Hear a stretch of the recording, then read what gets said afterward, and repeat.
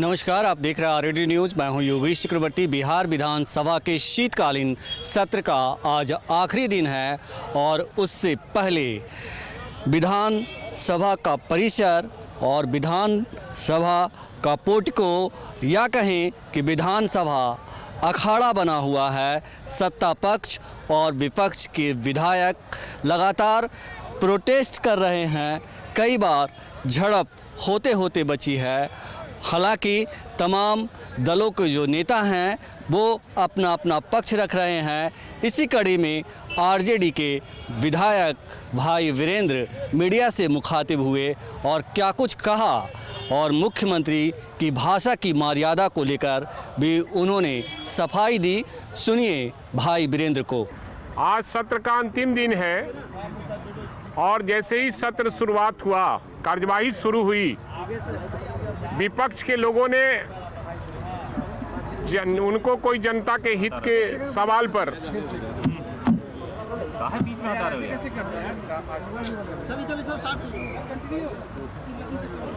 आज सत्र का अंतिम दिन है, तो चूंकि आज धनतेरस है तो मैं सबको, आपको और पूरे बिहार वासियों को अपने तरफ, अपने पार्टी और महागठबंधन से शुभकामना देना चाहेंगे धनतेरस के दिनों के। आज सत्र का जैसे ही शुरुआत हुआ, प्रारंभ हुआ, बीजेपी के लोगों ने और एनडीए के लोगों ने सत्र को न चलने देने का कसम खाया है। उनको न देश की जनता से, न बिहार की जनता से मतलब है, न उनकी समस्याओं से मतलब है। सिर्फ और सिर्फ फिर गद्दी कैसे केंद्र में मिले, इसके लिए वो रणनीति बनाने का काम करते हैं। देश में महंगाई है, बेरोजगारी है, देश के किसान करा रहे हैं और किसानों के उपज का सही दाम नहीं मिल पा रहा है। इन सब सवालों पर उनका कोई जवाब नहीं है। सिर्फ सवाल है गलत काम पर। और माननीय मुख्यमंत्री जो कुछ कहा है उस पर उन्होंने सही कहा है, कोई गलत कहीं नहीं कहा है। और एक तरफ जहां माननीय मुख्यमंत्री जी सार्वजनिक रूप से एक्सक्यूज कर चुके हैं, उस पर सवाल करना बेकार था। लेकिन आज भी जिस तरह से ये हल्ला हंगामा कर रहे हैं, जिस देश का प्रधानमंत्री अपने शादी करके अपनी महिला को, अपने पत्नी को छोड़े हुए हैं, उस पार्टी के लोग क्या क्या कहते हैं ये आपको सोचना होगा।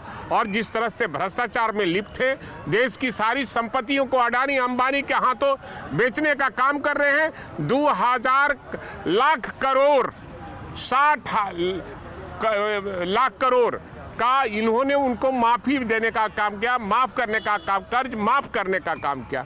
देश की गाड़ी कमाई का जो पैसा है अडानी अंबानी को पंप किया जा रहा है।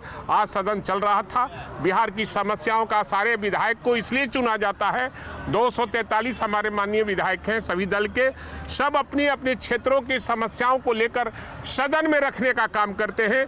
इनको कोई चिंता नहीं है कि हम आज कई सवाल को लेकर आए थे। हमारे यहाँ आज कटाव हो रहा है मनेर विधानसभा क्षेत्र में, जो 6 पंचायत हैं हमारे यहाँ मनेर प्रखंड में, वहाँ कटाव निरोधक कार्य के लिए मैंने सरकार सवाल किया था और सिंचाई विभाग से, उसका भी बहुत ऐसे कई महत्वपूर्ण सवाल थे सभी माननीय विधायकों का। लेकिन इनको बिहार की जनता से कोई मतलब नहीं है, विकास से कोई मतलब नहीं है। कहना है कि दलित का अपमान किया आप लोगों ने।